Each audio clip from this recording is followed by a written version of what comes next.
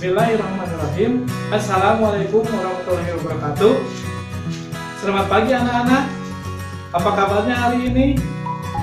Semoga semuanya dalam keadaan sehat walafiat. Amin. Nah, sekarang kita masuk ke tema 8, subtema yang ke-3, pembelajaran yang ke-6 mengenai aturan keselamatan di perjalanan. Beberapa waktu yang lalu di berbagai wilayah terjadi musibah banjir yang menggenangi jalan-jalan dan rumah-rumah penduduk.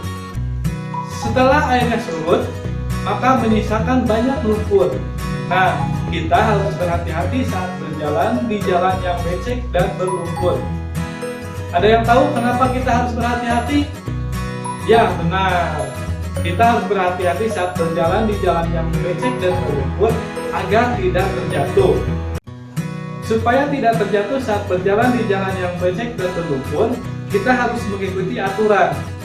Di antaranya, berjalan pelan-pelan dan hati-hati, berpegangan pada tongkat atau pagar, menggunakan alas kaki seperti sepatu, menghindari genangan air atau lumpur yang dalam, dahulukan orang lain yang mau lewat agar tidak terkena cipratan lumpur. Lalu selalu fokus ke depan saat kita melangkah. Nah, jadi kalau kita berjalan di tempat yang becek dan berlumpur, kita harus berhati-hati ya. Nah, sekarang coba perhatikan gambar berikut ini. Ini akibatnya bila berjalan di tempat yang becek dan berlumpur tidak berhati-hati.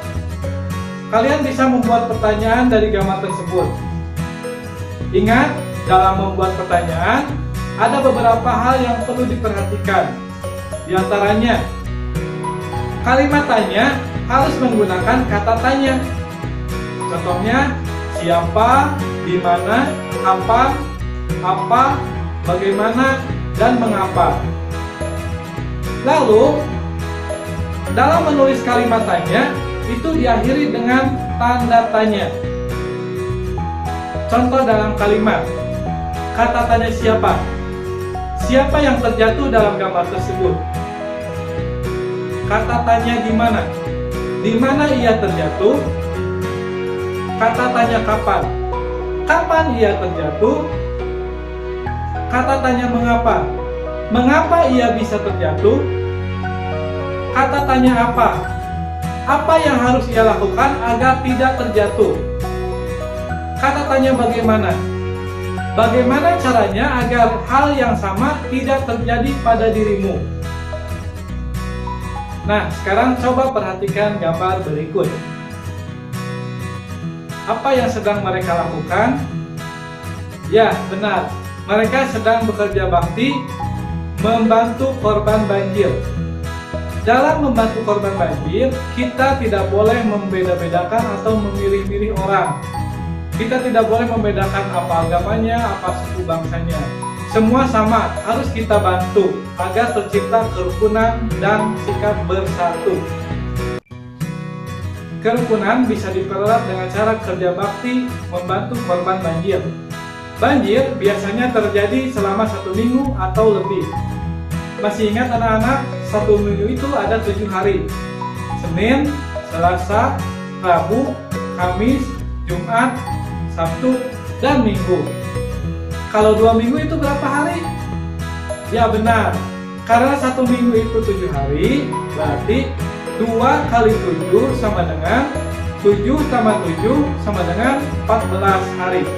Jadi 2 minggu itu ada 14 hari. Untuk lebih jelasnya, kita masuk ke contoh soal 1. Karena banjir masih menggenangi, maka penduduk mengungsi selama 3 minggu. Berapa harikah penduduk mengungsi? Jawabannya, 3 minggu sama dengan 3 kali 7 atau 7 tambah 7 tambah 7 sama dengan 21. Jadi, penduduk mengungsi selama 21 hari. Contoh soal berikutnya. musibah banjir melanda beberapa wilayah di Kabupaten Bandung. Banjir dimulai pada hari Rabu, tanggal 1 April 2020. Banjir surut selama 2 minggu. Hari dan tanggal berapakah banjir mulai surut? Jawabannya, diketahui banjir mulai pada tanggal 1 April 2020 dan surut selama 2 minggu. Jadi 2 minggu sama dengan 2 dikali 7 sama dengan 14. 1 ditambah 14 sama dengan 15.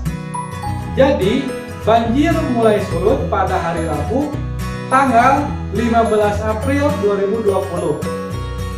Nah, mudah kan? Nah, agar lebih paham lagi, kerjakanlah latihan soal yang ada di buku siswa. Sekian pembelajaran hari ini. Sampai jumpa di pembelajaran berikutnya. Wassalamualaikum warahmatullahi wabarakatuh.